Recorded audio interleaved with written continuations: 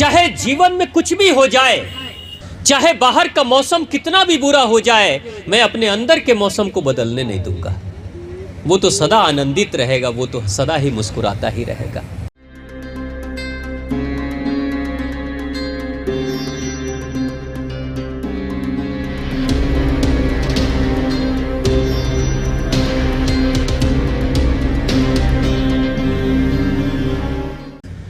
जिंदगी में परिवर्तन करना है ना, तो परिवर्तन बाहर से नहीं अंदर से करना होता है, अंदर से करना होता है।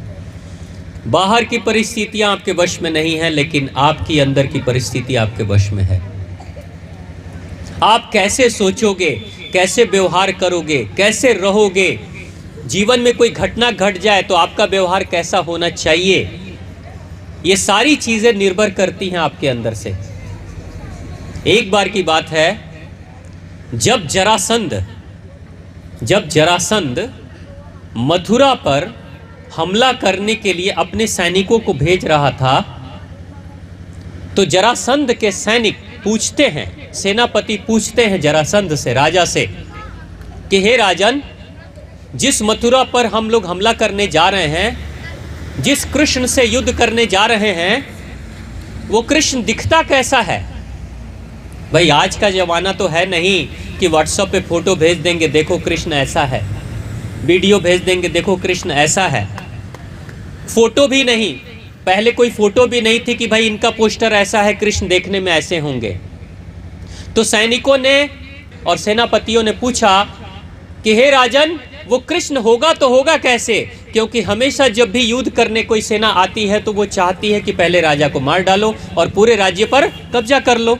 यही होता है ना बाबूजी, राजा मर गया, राजा हार गया तो पूरी सेना हार गई। तो कृष्ण को पराजित करना है, कृष्ण को ही मारना है, ऐसी योजना बनाकर जब वो आते हैं तो पूछते हैं वो दिखता कैसा है?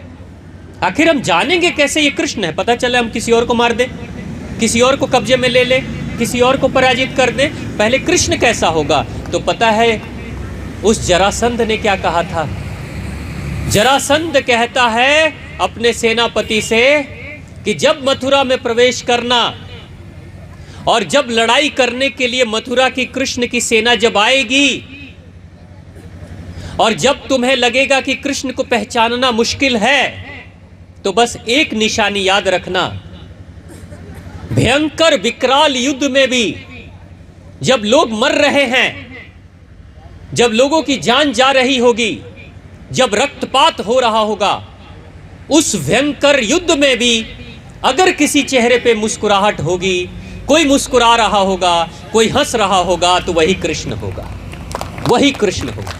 पहचान लेना, वही एक हंस सकता है इस धरती पर। चाहे कुछ भी हो जाए, पहाड़ टूट पड़े जिंदगी में, सब कुछ बर्बाद हो जाए, मौत सामने खड़ी है, भयंकर दुख पड़ा हो जीवन में, बावजूद उसके अगर किसी के चेहरे पे मुस्कुराहट हो सकती है तो वो सिर्फ और सिर्फ कृष्ण होगा। और जो हंस रहा होगा उस मथुरा के युद्ध में, वही कृष्ण होगा। पहचान लेना, बस यही उसकी निशानी है। ये हंसने वाला कृष्ण है तो है कौन? परिस्थितियां, वो युद्ध तो दूसरे के लिए भी था ना, लड़ाइयां तो दूसरे के लिए भी हो रही थी ना, रक्तपात तो दूसरे के लिए भी हो रहा था ना, चोट तो कृष्ण को लगती थी तो दूसरे को भी लगती थी ना।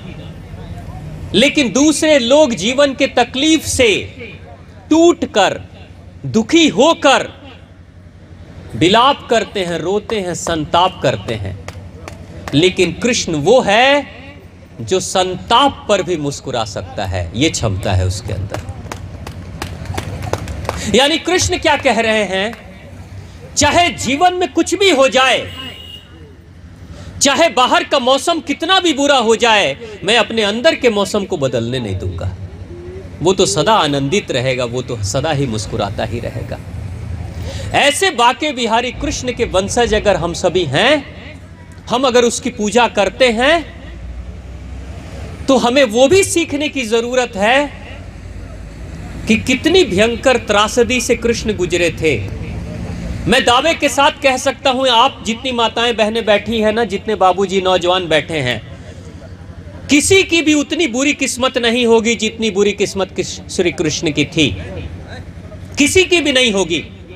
मुझे आज तक की उम्र में एक भी व्यक्ति नहीं मिला जो कृष्ण जैसा हो, कृष्ण जैसी किस्मत लेकर आया हो। और वो किस्मत अच्छी नहीं, बहुत बुरी किस्मत। आप बताइए, आप में से कितने लोग हैं जो जेल में पैदा हुए? कोई एक भी है? जेल में पैदा हुए। कोई ऐसा भाई बता दे, कोई ऐसी बहन बता दे जिसके जन्म के पहले ही उसके 6 भाई बहनों की हत्या हो गई हो।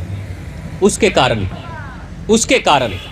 कृष्ण के कारण उसके बड़े भाई मर रहे हैं। यानी कृष्ण क्या कह रहे हैं? चाहे जीवन में कुछ भी हो जाए, चाहे बाहर का मौसम कितना भी बुरा हो जाए, मैं अपने अंदर के मौसम को बदलने नहीं दूंगा। वो तो सदा आनंदित रहेगा, वो तो सदा ही मुस्कुराता ही रहेगा। तो प्रेम से बोलिए, मां आद्य शक्ति, मां भवानी की, मां जगदम्बा, मां परम्बा की, दुर्गा मैया की, भगवान शिव शंभू की, बाके बिहारी लाल की, वसुदेव श्री कृष्ण की, प्रभु श्री राम की, सीता मैया की, और आप सभी की, हनुमान जी महाराज की जय हो।